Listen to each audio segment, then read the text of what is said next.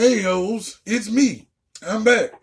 Yes, it's your girl, sometimes your boy Charlotte Carolina. That's not just my slogan, that's my name. What's up? Your attention whore now, remember? No, I know. Okay. But that's just the outside, though. Mm. I ain't really worried about it. That was so we be high up on the list. Because you know the algorithm is a bitch. Cereals, y'all. All I gotta say is cereals. But, we're gonna go into this. This was a live stream a couple of days ago on the Al Jazeera, whatever. It's one of them people over there, because you know India, they got like it's PewDiePie and then them Indian people. They got them whole big ass corporation of YouTube channels that they don't even be doing it. And I got a video coming up when I go on vacation, because I gotta do it on vacation because I can't do it with her. When I go on vacation, a bitch is gonna just open the shit up. It's gonna be like 2020 reveal. Bam! 3 snaps. Okay. So we have this here, and this is bullshit to me. Why are disability cliches clicks? And then how you say it without the hyphen? Clicks. Okay. Like twitches. Clickies. So destructive. Because we don't have respectful representation. Niggas been niggas for a long ass time. And they had representation. Even though it wasn't respectful, it was still representation. So it's kind of like what you want, no representation or disrespectful representation, so at least you can be part of the conversation and have the person change their mind or even know you exist. Let your thoughts crystallize. Okay, we're going to get into this stream. And as usual, these are not scripted, so if my phone say, bitch, we done, we done. Let's go, hoes. Why are disability cliches so destructive for the community? We'll take a look at a viral Twitter thread that explores the impact that some common tropes have on people with disabilities. And this is an important conversation. Okay, wait a minute, wait a minuet. Number 1, the channel name is something I can't pronounce. Number 2 is one of them crumpet niggas. And I know sign language, but why he got to be bigger than her? Just all up there throwing gang signs in your face. Like, chill. So we got the black girl with the updo. Bitch ain't looking too snatched. Then you got this nigga over here looking like Kelly Ripple's husband. Don't he do? Then he over here just. So basically, niggas, people that can't walk, and deaf people. This all is represented in the thumbnail right here.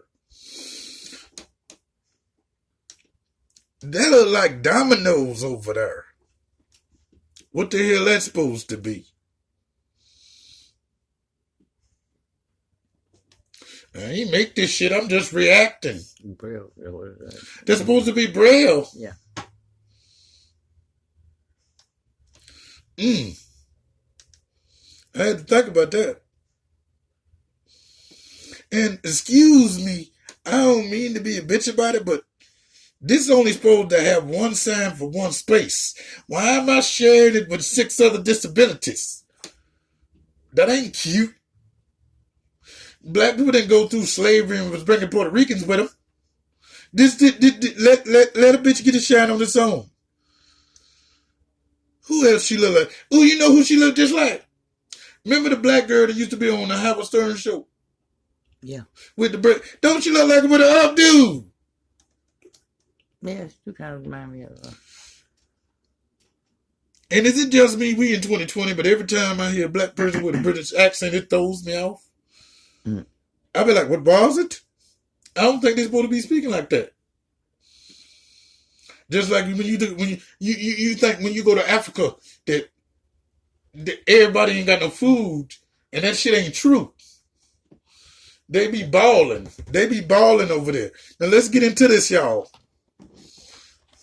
attention. We want to hear from you. You can... Oh, disclaimer. I'm going to say a lot of shit that you ain't supposed to say because you ain't disabled. That's where that privilege come along. Let's see. I can say a lot of things. You should be locked up.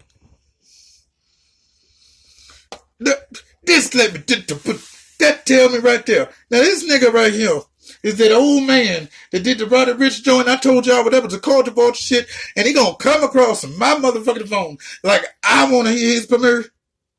Culture vulture, nigga, please. Okay, now, so damn. Y'all gonna hear a lot of shit y'all ain't supposed to hear, and I'm gonna just do what niggas do. I'm a nigga so I can say it. So let's get it started. Don't be me now. Don't be me. Chat me on YouTube or tweet me at AJStream. Hi, my name's Malcolm Schmitz, and I'm autistic. 2 bad media tropes that affect me. 1, autistic people are jerkwads whose bad behavior is justified because they're brilliant. This trope paints autistic people as entitled, which makes it hard for us to get accommodations. Excuse me. First of all, that ain't got nothing to do with the autistic person itself. It is the environment. Okay? Because when I be in my wheelchair and I was just being me as a younger girl, pushing myself through life, and I would run over people, and they'd be like, go on, let them do it, girl. Because their feet shouldn't be in the way. They give us this entitlement. Like, just because I want to get on the ride, and just because life has fucked me up, you gonna let me skip? Now, yes, I'm trying to get over. I know that. No. But it is a privilege. No. Everybody want to do black privilege, white privilege. It's because you always have to go through the back door. Slavery. You can't go. Gotta sneak me in. You can't go through the line. I don't want to go through the Because lines. your chair won't go through the line. Peasants. Everybody that ain't disabled, just peasanty. Shit, they can say all the things they want to about us. Now, she do look a little smart. I ain't gonna lie. Look a little stern there with that little Hillary Clinton jacket on she got there. You know, we changed our own representation of shit we want to see. Let's get into it, y'all. 2, autistic people are always white, male, and young, usually children. This trope makes it harder for autistic people of color, women, and adults to get diagnosed. It also makes it difficult for trans autistic people like me to get care. Autistic people need respect. The way we're portrayed in the media denies us that basic need. I feel you, bitch. Disabled people are lazy and just need to get off their self-indulgent butts and do some hard work. Or, anything is better than being disabled. Or, your disability inspires me. Offensive? Hold on. Yes, bitch. Let me talk to you about it. First of all, it is offensive. Now, I've been in entertainment. I've been entertaining for a long time before I came into myself. And I was performing, and I'd be up there, the only one like me in a wheelchair, just doing my dizzle. And then they'd be like, oh, I didn't win, but they gave me the most inspirational award. Excuse me, what was it? Now, just because I'm in a wheelchair, I don't think that everybody should just be everybody. Fuck that. I don't care what y'all teaching these little kids in them classes. Nigga, I want to be just like everybody else. So you telling me just because I couldn't win, you gonna give me an award for just participating? I don't want no trophy for showing up. I say, what the fuck? Who wanted to just show up and get a trophy? So I ain't had to be talented. I just had to bring myself down in a van with a ramp and pull out with the front seat and just, yeah. And then all of a sudden y'all just going, ooh, he showed up. We so inspired. And then, let me tell you, then this bitch over here talking about some damn anything better than being disabled. I mean, that's supposed to be offensive, but I kind of feel you. Because it is fucked up. It's like, you black, okay, that ain't too good. Then you gay, that second ain't no good. Then you can't walk. It's like, shit, your strikes is over, bitch. Go home, go to the dugout, it's over. So I don't know what the hell. That kind of makes sense, but it is wrong, though. And I don't want to inspire nobody. I want people to hate on me because it's how you get checks. Hi, haters. Let's go. I don't want to hear it tomorrow. Absolutely. And only just some of the most common ways that disability is used in media, pop culture, literature, politics, and so much more. This is Cindy Broadwin. Hello, Cindy. She is an author who wrote that thread you just saw that has been tweeted and liked several thousand times. Now, if you haven't read it yet, you can bookmark it, share it, engage with your community on it. Cindy's latest book is Where the Watermelons Grow. Also with us on the program, Maria Angel Garcia Ramos, a disability and diversity activist in Monterrey, Mexico, and founder of the Mexican Woman with Disabilities movement. Happy to have you back, Maria Angel. She kind of cute. And another friend of the stream, Lawrence Carter Long, Yes, is bitch. the Director of Communications at the Disability Rights Education and Defense Fund. Thank you all for being with us. We are so ready to... Excuse me? You know I'm going to say it. And remember, I'm the only one that can say this because I got friends with disabilities. That nigga look weird. Start the conversation. Cindy, I am looking at this thread. I have read it several times. Just take us back. Set the scene. Where were you? What was your mood when you sat down to write a thread with 11 tropes in it? Details in here. So this was something that I had actually been thinking about doing for a couple of weeks. I am, as you mentioned, I'm an author. I write books for children. And so I end up reading a lot of books for children too. And fairly regularly, I'll see books that have really hurtful portrayals of people with disabilities. And this is something that I had been thinking about for a couple of weeks. Name some. And I had kind of had this idea that a lot of the problem with media representations of disabilities is the fact that most people, that we're all raised in such an ableist society that we don't actually recognize what good and bad disability representation is. And so I kind of had this idea that maybe if I broke down some of the common tropes and explained why they were hurtful, then it might help. And I didn't expect it to get much. Excuse me. I like to refer back to good times when people do shit like this. Now, she got all of these comments and because of them tropes or folks or whatever the fuck that was in her thread on Twitter. Let's rewind a little bit. Remember, Walona had a problem with the writers on the show because it was a whole lot of Caucasian people writing for niggas. Now, this little heifer right here, what they say her problem was? Exactly. The fuck you mean? I was going to ask what her disability was. The fuck? No, problem. They want to add the disability on it, but it's a problem that you and the other people that see it can't solve. That's why they call it a problem. Because if it was just a diss thing that's different than the other, then we just tolerate it and move on. But wait a minute. How the hell she know what I've been through? She write children books for children. Able-bodied children. The fuck she mean? So this is what I call the good times problem right here. We got people writing about us, writing for us, and writing as us. But you ain't us. Everybody wanted to be disabled when the first of the month comes. But when that second week comes, you don't want to be disabled no more. Because you ain't getting no bi-weekly, once weekly. It's once monthly. And it don't rise. Ain't no Maya Angelou over here, bitch. I don't want to hear that. Bye. I was honestly really just hoping that like a couple of librarians in the kidlit world would read it or something like that and kind of help to spread that message. Right. So it got really big. How big did it get? Let's just humble brag here. How big did it get? I think last time I checked it was up to like 10.6 thousand likes or something and about 5,000 retweets. I'm just looking here. Really? At one point here you say, update, I'm having to mute this thread for now. Thank you, everyone who has read and shared and discussed these words. I so appreciate it. You're like, okay, bye, because so much was happening. Lawrence, what was happening here that this particular thread at this particular moment really took off?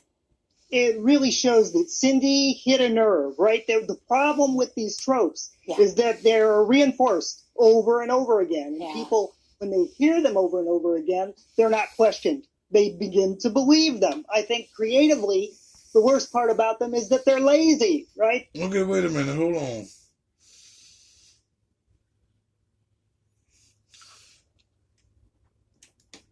Um, this dude right here, what his name is? Lawrence Carter Long. Sound fake to me. But anyway, he supposed to run the Disability Rights and Defense Fund. Where the fuck is the funds? Never mind, nigga. Just never mind. My phone don't even want to work. It's bullshit. They don't give us any new ground. They don't give us any new insight. So what Cindy did, which is very great, is she popped the bubble. Hold on a minute. There we go with the us shit. I ain't seen a wheelchair, a cane, a walker, a hearing aid out of none yet. But we gonna us it. Everybody want to be disabled to the disabled. Swiftful Lord, this ain't right. So that people could expand their brains and maybe have a different view. I love, Marianne, how Who gives a fuck? Cindy actually numbered these. So let's go to number 4, because number 4 is something that you find really upsetting. Inspirational porn. Let's dig into that. Why did you pick that one out of the 11 that Cindy gave us? Say who? I think that one, first of all, I think this thread was amazing because it also had Cindy's perspective on it, which I think made it like very real and like very coming from a very like honest place. And I think this one particularly, the inspiration porn, bothers me a lot because especially in the impact that it has in everything from politics to our lives to everything. Because Here we go with that bullshit.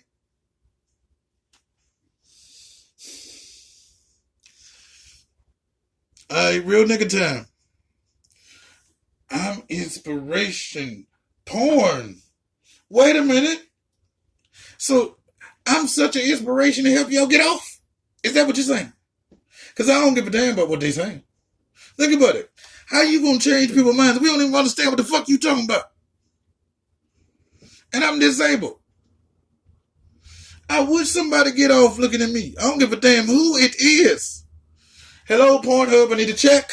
Because it's basically what you said. Now you gotta explain it, and niggas don't know what the fuck that is. Inspiration porn. It inspires me to do... What the fuck does that word mean? I don't know, but it don't sound too good. I mean, well, if you mean, that's awesome. I like inspiration and porn. That just sounds cool. No, but basically she's saying we help niggas get off on inspiration, I guess, right?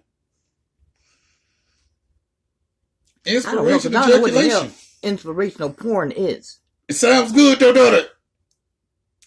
Now, girl, you know it sounds good. Porn, okay, if you take it from regular society, porn is not good. Shit. Okay. That's one of the what you say, taboos? Well, no.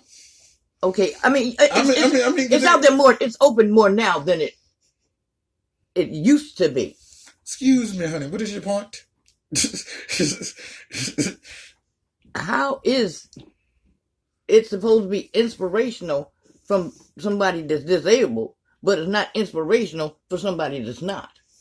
Because it's normal. Just like when they think Harriet Tubman is supposed to be a whole bunch of inspiration because she helped some niggas get on. No, but we're not saying inspirational sex or sexual. What we're saying, inspirational porn. Awesome. Don't know what the fuck it means, but it just sounds good.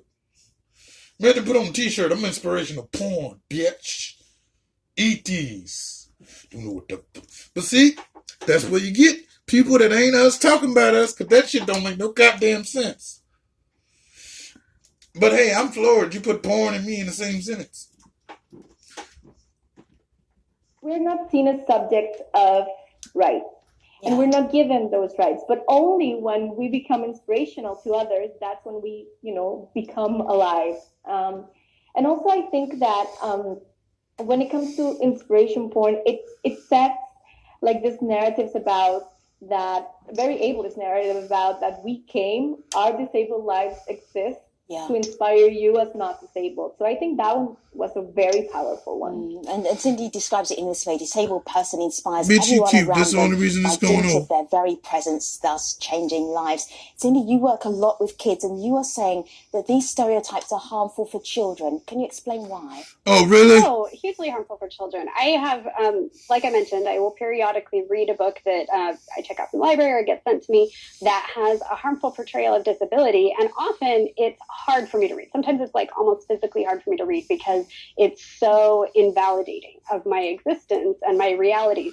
And Excuse like me? I'm What do an you adult, you know, I have my own kids. I have a fairly like robust sense of self-concept. But when a kid is reading things like that, they don't have any of that framework built up inside themselves. And a disabled kid is usually still coming to understand what their disability means and how it's different from other people's lives. And I am chronically ill, and so health and illness has always been a big part of my life. But when I What was do a you teenager, have? I became very, very ill, and I was almost completely bedbound for a year, and kind of never the same after that. And What do you have? I struggled so much with these kind of disability tropes that we What? see in representation in media because Okay, first of all, she's not listening to me. What do you have? It's just like when everybody want to start a conversation, well, they'll be like, whatever's trending is what I am. You know what I'm saying? Like if colorism is trending, I'm mixed. It's a little tiny drop of it, but I'm mixed. And what do you have, bitch, so we can feel you? I don't feel you because I don't know what you have. I don't see no apparatus. And if you're talking about a health problem, this is something that we cannot see. So therefore, I can be disabled, but if you can't see it, Then who knows? It's actions. But see, damn, that's bullshit right here. This is some bullshit right here. We only got about 5 more minutes in this video. We're coming back with 3-4 parts. Because this is long as shit. And it ain't making no sense already. Okay, then we're going. What she doing here? This is like back in the day when you gay and you be like, my partner. You feel me? You don't want to pinpoint what you are by the pronouns. So she's saying all this bullshit. She was bedridden for days, but bitch, you could have walked and got into an accident or some shit. You could have had some immune deficiency or some shit. now when you're blind, you're in a wheelchair, you're on crutches, things people can obviously look at that person and say that they're disabled. You saying you were bedridden for a year, which means that you got up after Right. that time.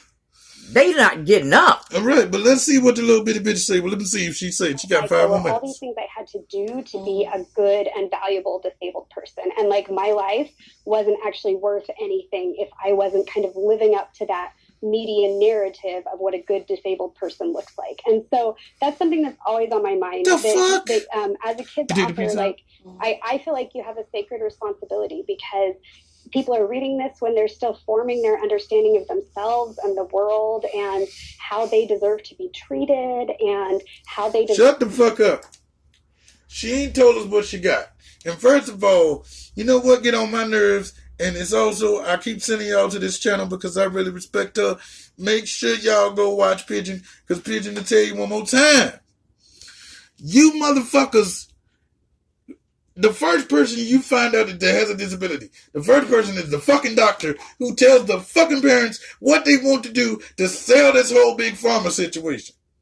Because we're just understanding the disability and what it means to be disabled. And no. First of all, half of us, if you have some, what you call it? What I had? A mistake? What you want to call it? A mistake? Well, when you lost, The reason why I got what I got. you lost oxygen. No, I know that, but I'm saying, well, we call that a mistake by the hospital. Yeah. Okay, a lot of times, the people that we have to have trust in, because we don't know nothing when we have these kids, right? There's no book to tell us what happens if this goes wrong or whatever. The first person you're supposed to rely on is the doctor. And if they are selling false information, how can you learn how to be able with your disabled? a T. This don't make no sense. And this little bitch right here, she ain't told us what she got yet. I don't see not a crutch, not a nothing. Let's see if she speak on it, because right now she can talk a whole lot of gibberish. Who said they were autistic? With their lives. So that's something that's always The guy. The other one. And that was one of the points you picked up. The that, trans. that anything is better than being disabled. Shut up and check this out. It's funny, not to hit on you, because I'm with my alphabet community and all, but isn't it funny the first person in this show is autistic and is happen to be trans? Because they want to put all them agendas in one and just throw that on out there. That don't make no sense. I don't relate to her, him, them, that way. The fuck? That's not supposed to be part of this conversation. I'm confused. Let me share this with you, Lawrence. This is Michelle. Michelle writes in and tweets us often at the stream. Often the only exposure people have to disabled people is via what they see in the media. Now imagine the majority of stories about disabled people are written by able-bodied people who are writing it from an ableist, discriminatory perspective. It sounds outrageous, Lawrence, but that happens all the time in movies. It happens all the time. You know, we don't accept that anymore with gender. We don't accept that anymore with ethnicity. The thing with disability is we've always had those stories told by other people, right? It's been the doctors, it's been the social workers, it's been the preachers, the teachers, and the parents. I think what's unique about what's happening right now is we're 30 years past the time when the Americans with Disabilities Act was passed, and disabled people are speaking for themselves, right? They're tweeting for themselves, and everybody else can read that. So they're no longer saying that disability is a dirty word, right? That it's got 8 letters, right? 9 letters. It's not a 4-letter word. It's not a curse word. So we can say it, right? That it's not something that happens by incident or accident, but it's something that we're a part of. It's bigger than any one individual. When we say that we're Shut up. We'll be back with a part 2. I'm going to end it off with this. It's Cripple, the new nigga. Bye, bitches.